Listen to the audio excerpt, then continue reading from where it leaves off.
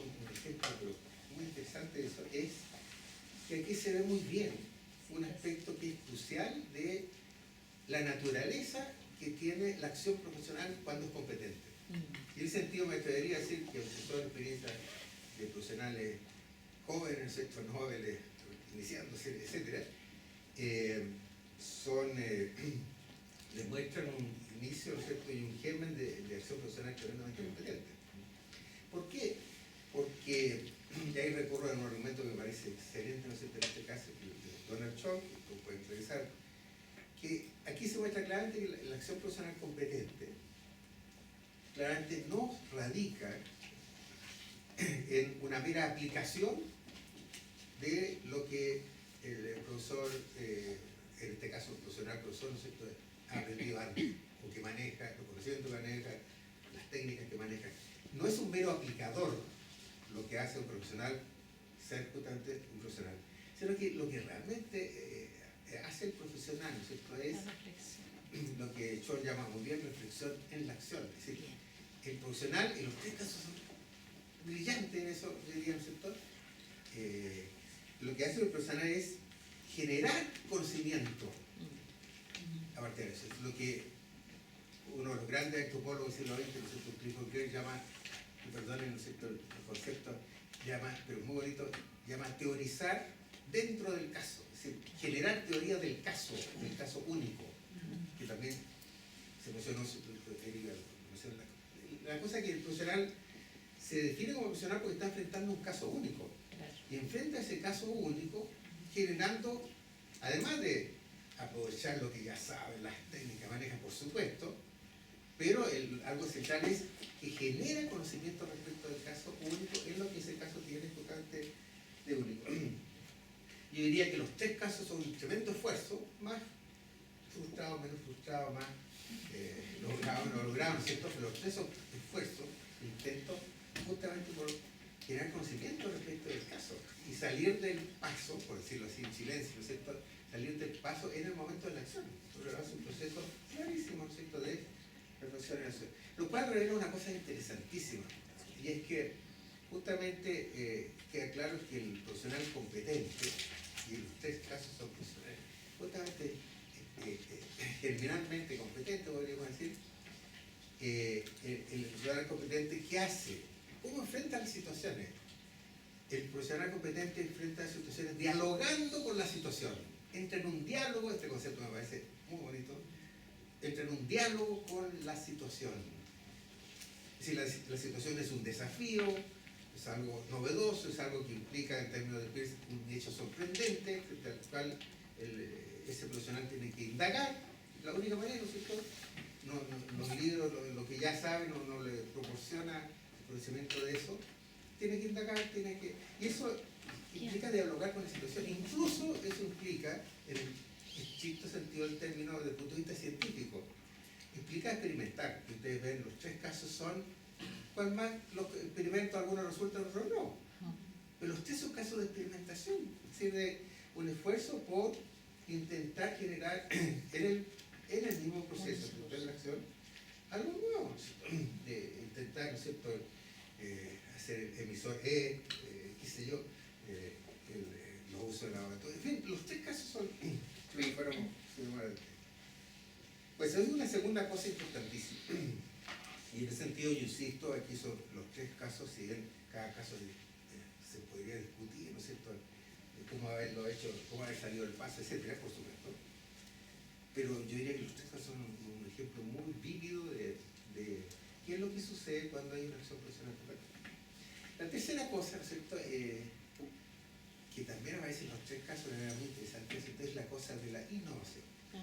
Para mí los tres casos, miren qué interesante, son casos de innovación, de esfuerzos por efectuar una práctica profesional innovadora. ¿Y qué es lo que caracteriza centralmente la innovación? Entonces uno recurre justamente a Peter Drucker, que puso de moda este término, ¿cierto?, de innovación. Toda innovación implica una destrucción creativa.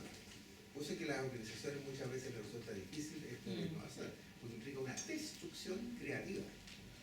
Una creación, pero a partir de un proceso, entre comillas, destructivo. Y yo diría que los tres casos deben ser muy bien, un esfuerzo, más menos logrado, ¿no es cierto? Eso no es lo que estamos discutiendo, un esfuerzo por innovar, por ir más allá, que está ligado a los otros problemas también, y más allá de lo que el profesional sabe o maneja. Incluso, yo diría que hay una cosa muy interesante, porque los profesionales acá, incluso hasta es tanta esta destrucción creativa, que obviamente implica un carácter de ruptura, que los profesionales incluso, si ustedes se fijan, efectúan una pequeña ruptura con su propia formación. Empiezan a cuestionar su formación, no quise ir a hacer lo mismo que los profesores y se fui más allá, hay una ruptura incluso con la propia formación. Y la cuarta cosa que yo quisiera, ¿no es cierto?, para no explayar mucho, quisiera señalar es la siguiente. Los tres casos, a pesar que uno es de física, otro de matemática y el último solo el de lenguaje como una ficción, y el que tuvo peor lenguaje de dos. Curiosamente, aprendí mucho, ¿verdad? Pero no sabía. Miren, los tres son casos muy interesantes de cómo y esto es muy fácil, digamos, invisibilizado en la práctica profesional tradicional, corriente, cómo la práctica profesional y de hecho la acción educativa implica una tremenda dimensión semiótica, significación, cómo los logros, ¿cierto?, educativos dependen, y aquí estamos en el debe, en las prácticas nuestras, ¿cierto?, a todo nivel educativo, cómo dependen los procesos de resignificación. Y en ese sentido es tremendamente valorable el esfuerzo, más o menos logrado, ¿cierto?, en términos de resultados prácticos del alumno, pero esfuerzos por generar procesos de resignificación, incluso resignificación del lenguaje. El término emisor-receptor, que no sirve para pensar lo semiótico, porque solo sirve para pensar el tema de la comunicación, que es un tema mucho más semiótico, que es mucho más interesante para pensar lo educativo, ¿no es cierto? Incluso hay un esfuerzo por ir más allá del problema de la comunicación, es resignificar, entrar en el problema y hacer que el alumno entre y el profesor entre también en un problema de un juego de resignificación, que ya no es un mero juego de comunicación. Y eso me parece tremendamente interesante cómo eso se da en lenguaje, obviamente, ¿cierto? Pero también se dio en matemáticas y en física, es decir, el primer caso de física decía, ¿no es cierto?, que se logró, habrá que creer, ¿no es cierto?, se logró una resignificación de la física en los alumnos que decían la física no me gusta, no entiendo nada, no sirve para nada, ¿no es cierto?, etcétera. Empieza a tomarle gusto a la física y empiezan a realmente a resignificar. Las físicas empiezan a tener un significado distinto, lo mismo que las matemáticas, hasta que la profesora se queda haciendo esta cosa de las herramientas, no sé qué. Pero el juego que empezó a haber ahí, ¿no es cierto?, cuando empezaron a partir del uso del juego, etcétera, fue que comenzó un tremendo proceso de resignificación de las matemáticas, en que probablemente los alumnos empezaron a descubrir que las matemáticas están relacionadas con el jugar, eso implica estar en los semióticos. En ese sentido, esa es una parte de las cosas que quisiera recalcar, que es tremendamente importante, no solamente para la acción profesional, sino para incluso entender bien lo que es la acción educativa y qué es lo que se pone en juego en la acción educativa, esta cosa es la resignificación. Y en ese sentido, los tres casos me parecen también un tremendo esfuerzo muy bonito de resignificar asignaturas, que de nuevo se ligan mucho con esta cosa de la innovación. Esas cuatro cosas nomás que quería enfatizar.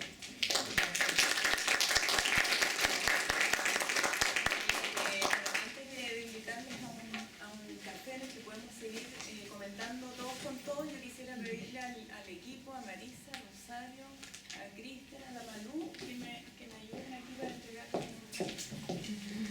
¿Pueden bajar?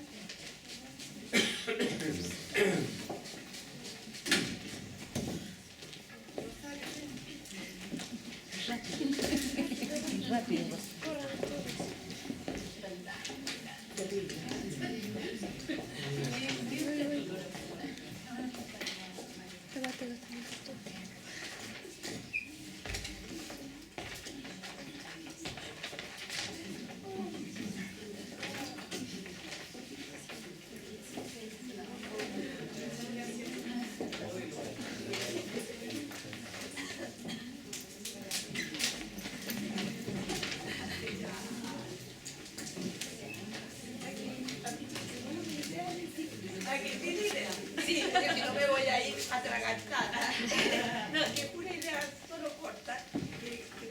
desarrollarlo.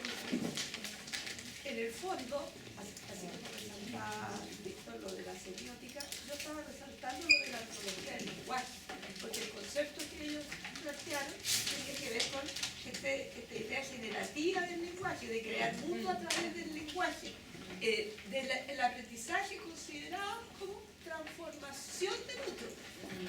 Yo puedo lograr aprendizaje cuando el otro se transforma. Entonces, eso me llegó mucho. Y lo que se me había quedado que los tres quería resaltar es la escucha. La competencia que tienen desarrollada de escuchar. Los tres escuchar a sus estudiantes. Sabían lo que sus estudiantes querían y inclusive pudieron repetir casi textualmente, ¿cierto?, lo que ellos generaban. Y eso quería resaltarlo porque también las investigaciones nos demuestran que, sobre todo la de cualitativa y la etnográfica, que los profesores más antiguos no escuchamos. Y A veces. eso quería decir de que es una gran innovación. Pero porque estamos más sordos.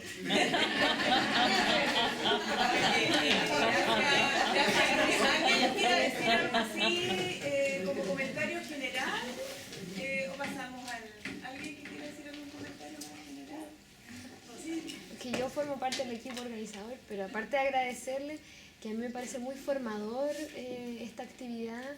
No logré que vinieran todos los estudiantes que tienen que tomar prácticas, pero siento que de alguna manera se debería repetir mucho más dentro de las carreras, porque en el fondo yo creo que muchos de los problemas con los que llegan los estudiantes, a los supervisores de prácticas sobre todo, son parte de esto, y que la formación no se logra con darle 80 recetas, porque no es significativo para un estudiante tener la receta antes de vivir la experiencia. La experiencia es lo que la receta le da sentido. Entonces yo creo que un poco invitarlos a los presentes a que vivenciemos y que tratemos de hacer de esto algunas experiencias más, con los académicos que están aquí, hacer más de estos encuentros, porque yo siento que por lo menos sería muy fructífero para tener un aprendizaje interno también sobre el tema. Así que... A mí me surgen dos ideas después de escuchar esta dinámica. Lo primero es generar redes de contacto con todos los profesores, ¿no es cierto?, exalumnos, egresados, que vayan compartiendo en algún sitio, ¿no es cierto?, ya sea virtual o físico, para crear estos vínculos de experiencia positiva, experiencias negativas, pedir apoyo a los profesores, ¿no es cierto?, a sus propios profesores que los formaron, para poder tener, ¿no es cierto?, un apoyo, un tutor, una in situ, un mejor desempeño. También quisiera como destacar algo que me pareció muy interesante, la importancia de este atreverse a hacer cambios, los cambios en el cambio, ¿no es cierto, profesor Molina? Los cambios en el cambio. Esto de gestionar estas competencias es solamente atreviéndose. El que se atreve es posible realmente que pueda tener buenos resultados. Y el último tema, ¿no es cierto?, es otra cosa, que este aprendizaje profundo que ellos también están haciendo, que hicieron ustedes, porque los procesos metacognitivos son tan rápidos que uno no se detiene y dice, ahora estoy reflexionando, ¿no es cierto? No, sino que es algo que uno hace. Y esta reflexión de la práctica en la acción, tal como plantea el profesor, es un concepto que hay que enseñárselo a los profesores. Hay que, en el momento en que ellos están interviniendo, hay que potenciar esto, de esta reflexión. Muchas gracias.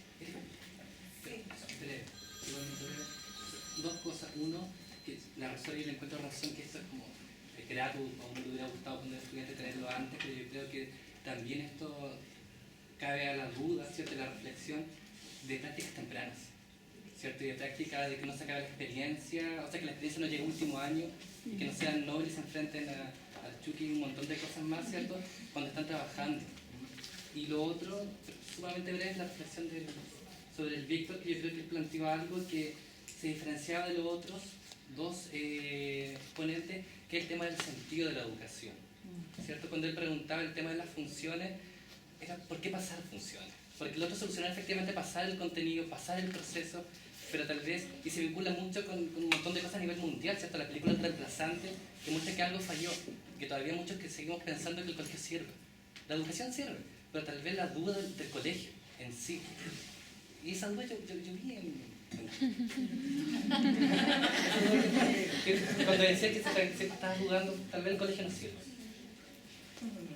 Gracias, Jorge. Bueno, seguimos conversando en el café. Hay una fichita de actualización de datos que por favor la entregan antes de irse y en la carpeta tienen un artículo que quisimos multicopiar para ustedes que es orientador sobre esta temática y que bueno, también gracias al apoyo de la Pati podemos contar con este tipo de cosas, este tipo de materiales que nos ayudan a poder hacer esta actividad.